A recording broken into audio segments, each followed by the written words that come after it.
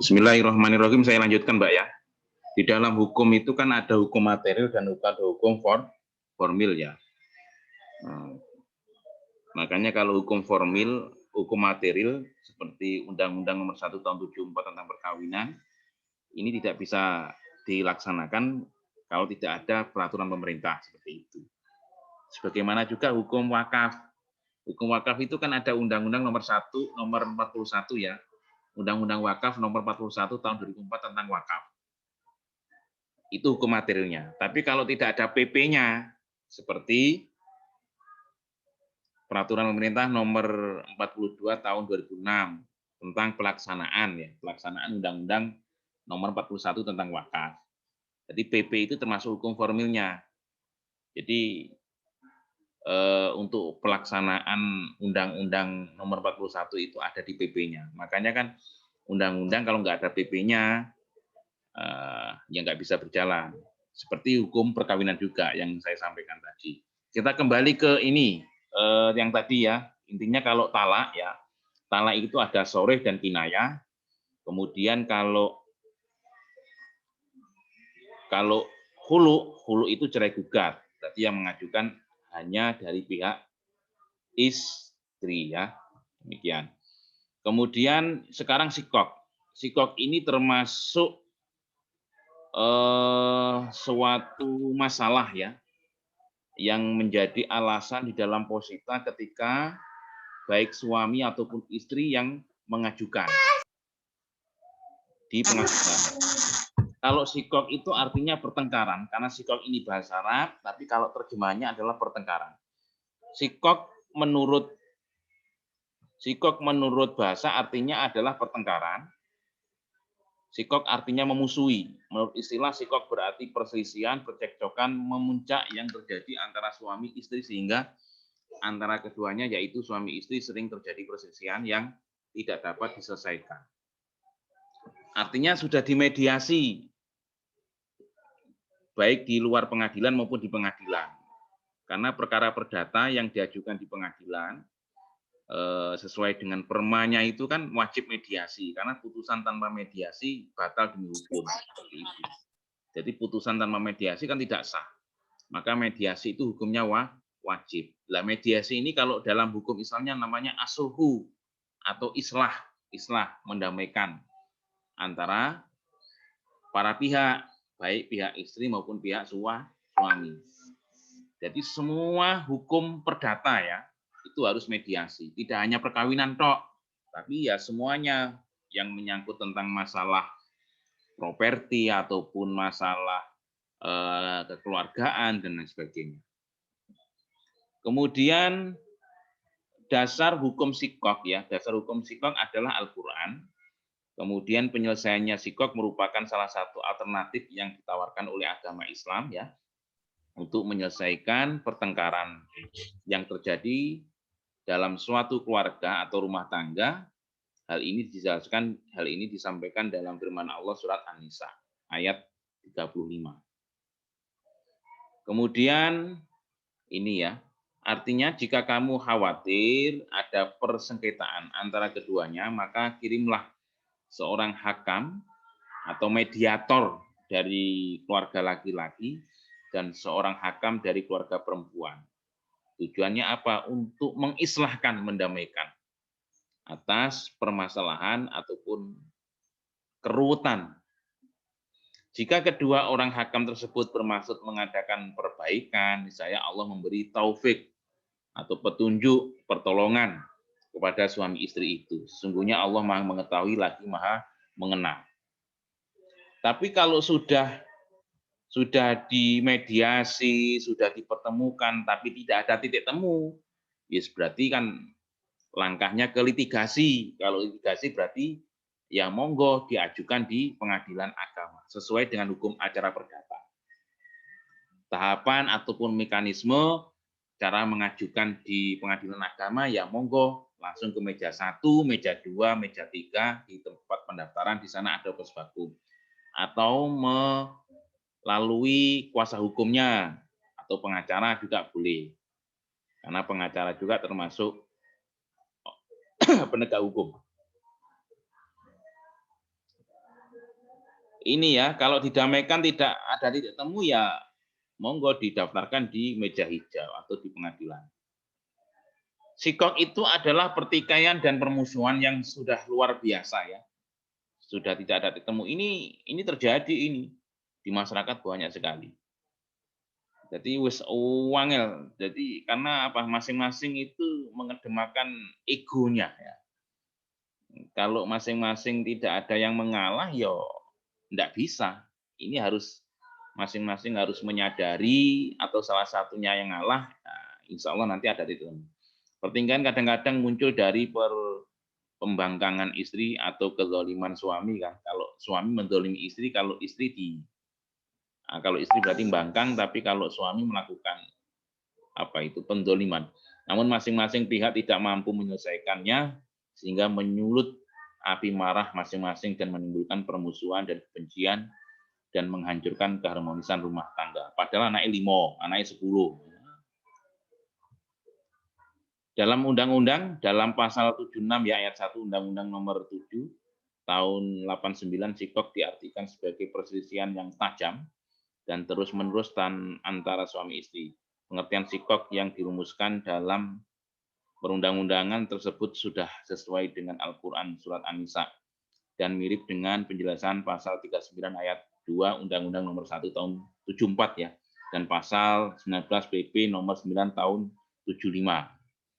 Ini monggo ini tentang sikok ini boleh diteliti ini oleh teman-teman mahasiswa yang sudah semester 8 ya. Untuk diajukan proposal untuk penelitian, boleh diteliti tentang sikok itu. Tidak masalah. Analisisnya monggo. Akibat hukumnya, apabila dalam kasus sikok ini keduanya tidak dapat berdamai, maka salah satu hal yang terbaik adalah dengan menceraikan keduanya. Kedudukan cerai sebab kasus sikok adalah bersifat bain, yaitu pernikahan yang putus secara penuh dan tidak memungkinkan untuk kembali lagi kecuali dengan mengadakan akad baru, nikah jadid dan mas kawin baru ya, tanpa harus dinikahi oleh pria lain sebelumnya, tanpa muhalil maksudnya.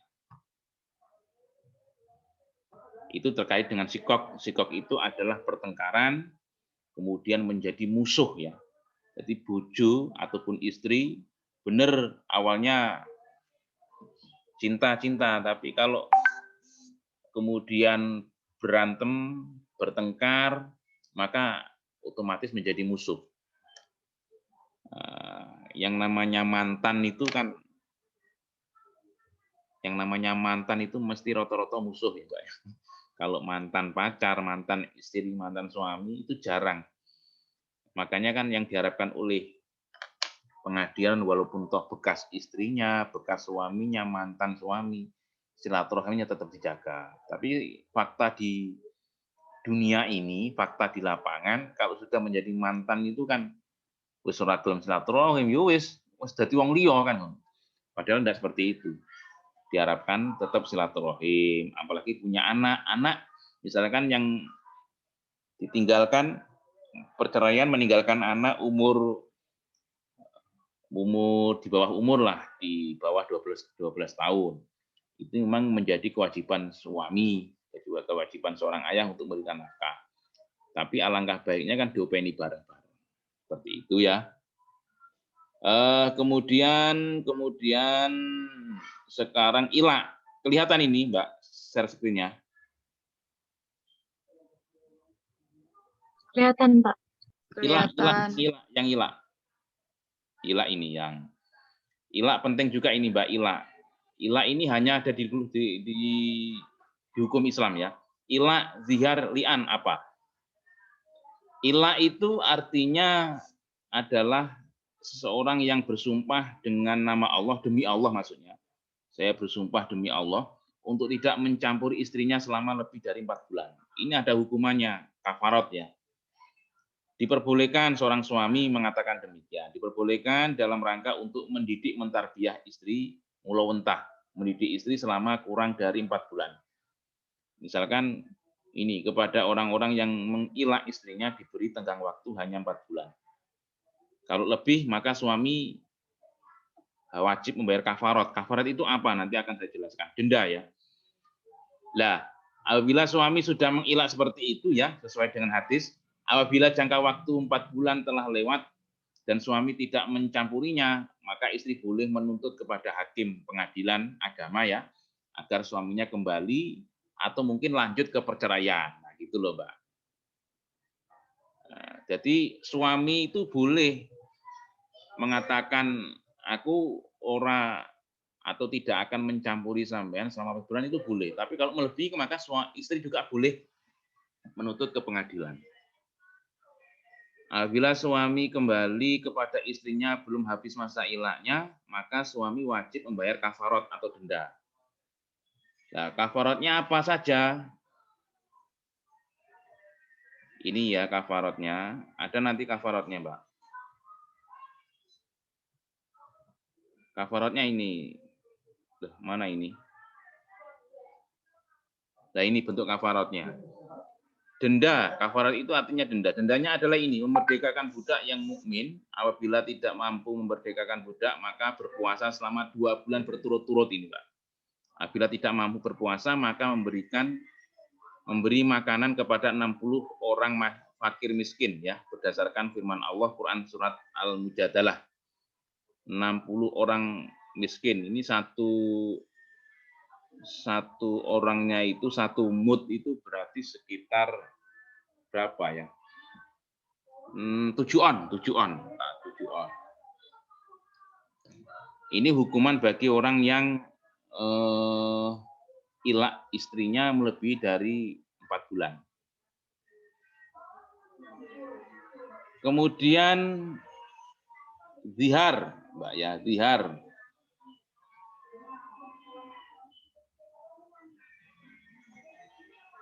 Zihar itu artinya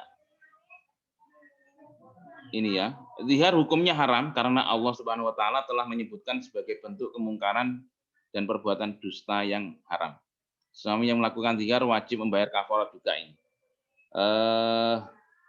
Zihar itu seperti apa? Ini ucapan seorang suami kepada istrinya, kamu bagiku seperti punggung ibuku. Ini zihar. Zihar itu sama menyakiti ya. Jadi kan banyak toh seorang laki-laki menyakiti istrinya kan tidak hanya dengan kekerasan, tapi dengan omongan seperti ini ya. Jadi punggungnya ibu Juni dipadani karo ibu ini kan termasuk menyakitkan juga kan, mengkiaskan. Nah ini ada hukuman kafarat juga bagi seorang suami yang mengatakan demikian. Kafaratnya ini Mbak, ada 3 ini. Yang pertama memerdekakan budak yang mukmin. Apabila tidak mampu ya puasa 2 bulan berturut-turut. Wah abot ini. Kalau tidak mampu itu maka memberi makan ya makanan kepada 60 orang miskin. Nah, monggo. Lah ini kan enggak diatur di dalam hukum positif, ya toh. Tapi ini kan kalau kita melakukan ya kita harus ini karena esensinya kembali ke diri kita sendiri. Walaupun secara formal tidak diatur, tapi kita kembali ke diri kita. Secara otomatis hukum ini juga akan diminta atau berlaku di akhirat kelak. Kemudian li'an yang terakhir ya, pembahasan li'an. Li'an itu ini li'an. Li'an itu pengertian li'an adalah seseorang atau suami yang menuduh istrinya berzina dengan mengatakan aku telah melihatmu berzina. Sampean kelon karo wong kaya. Atau dia menafikan kehamilan istrinya dari perbuatannya. Jadi bojone meteng, seorang istri hamil, tapi seorang suami ini tidak mengakuinya. Jadi menafikan itu berarti tidak mengakui atas kehamilan seorang istri atau istrinya. Nah, kui dudu aku sing metengi. Aku meteng karo kae. Nah, itu termasuk menuduh juga. Kalau terbukti tidak masalah. Nah, boleh li'an, seorang suami melakukan li'an boleh, tapi harus ada 2 saksi. Berarti nanti yang tertuduh seorang istri ketika dituduh oleh seorang suami juga wajib mengajukan saksi kalau dia membela, menangkal. Ya. Hukum li'an disyariatkan berdasarkan firman Allah Subhanahu wa taala dalam Al-Qur'an, Quran surat An-Nur ini. Hikmah li'an, bukan li'ah tapi li'an ini ya, melindungi kehormatan suami istri serta menjaga kemuliaan orang muslim. Menghindari hukum qadzaf, yaitu menuduh zina dari suami dan menghindari hukuman zina dari istri. Sebagai upaya untuk mengukuhkan bahwa anak yang terkandung ya bukan hasil dari perbuatan suaminya. Tapi kalau sekarang ini kan gampang ya, ada alat medis yang canggih ya bisa mendeteksi bahwa anaknya sopo kan bisa nanti. Mungkin ini yang dapat kami sampaikan ya teman-teman sekalian. Kemudian untuk permasalahan nikah itu yang masuk ini ya banyak sekali permasalahan nikah itu. Bagaimana Pak Huzaimah menikah dengan orang bule, saksi nikah yang tidak ditentukan, menikah wanita hamil di luar nikah bagaimana? Ini pertanyaan masyarakat ini, wali nikah anak zina, ini siapa? Akad nikah pakai bahasa daerah, ini kan. Biasanya kan pakai bahasa Indonesia, kalau nggak pakai bahasa Indonesia itu pakai bahasa Arab. Angkah tuka wazawatuka itu ya. Bagaimana maharnya tajdid nikah, memperbarui nikah. Tidak menyebutkan mahar saat akad nikah ini bagaimana. Kemudian dilema pernikahan dalam masjid.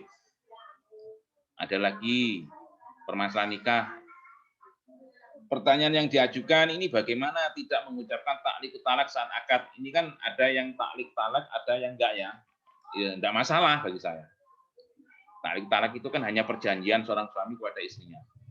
Ijab kabul lewat internet ini bagaimana? Wah, online ya. Pernikahan manusia dan jin. Nah, ini bagaimana Pak Huzaimah hukumnya? Kemudian bagaimana hukumnya KB pranikah? Ojo menteng dhisik kan. Bahasa talak orang desa bagaimana? Karena bahasa talak orang desa kan macam-macam. Pernikahan di bawah umur. Kemudian rebana saat walimah. Tamu tak diundang dalam walimah karena sampean diundang untuk menghadiri walimah itu kan wajib. Bukan sunnah, orang teko ya dosa. Membedakan kaya dan miskin, talak saat sedang bertengkar, menyuruh istri pulang ke rumah orang tua. Nah, ini apakah termasuk jenis talak apa ini kan? Tidak mau melayani karena suami kotor badannya. Hukumnya apakah termasuk nusus? Keharmonisan keluarga, foto priwet, ini bagaimana? Nah, ini kan permasalahan dalam hukum Islam. Mempelai wanita hadir dalam resepsi, terlambat datang di resepsi. Pakaian berkabung itu apakah harus hitam atau pakai warna putih bagaimana kan? Masa berkabung ini istri yang ditinggal mati oleh suaminya. Mungkin ini yang dapat saya sampaikan teman-teman sekalian. Ada pertanyaan?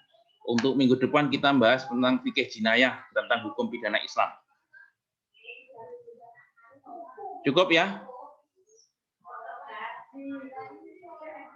Halo? Iya, Pak. Minggu depan Iya, Pak. awas, Pak.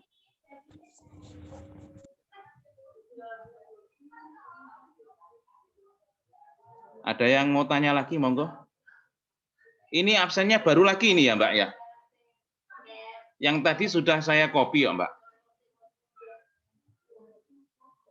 Mas? Tadi saya absen lagi, Pak. Pakai yang ini apa yang tadi? Monggo.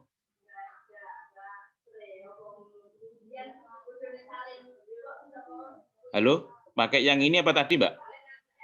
Yang ini, Pak. Yang ini saja. Juga ada. Ini, Pak. Yang ini aja, Pak. Iya, yang Pak. Yang ini aja, Pak. Oke. Yang ini tapi yang lain monggo segera absen nggih. Nanti ketinggalan ya ndak masuk berarti.